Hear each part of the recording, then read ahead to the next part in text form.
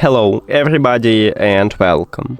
In this video I am going to show you how to remove your speaker SOUNDCORE Boom 3i from the application.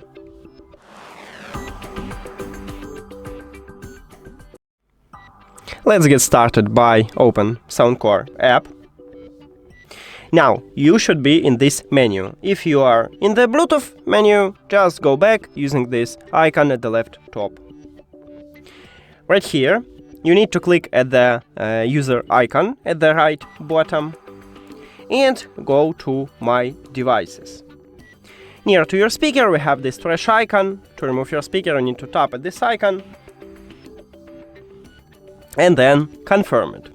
Confirm, and as you can see now we have no devices.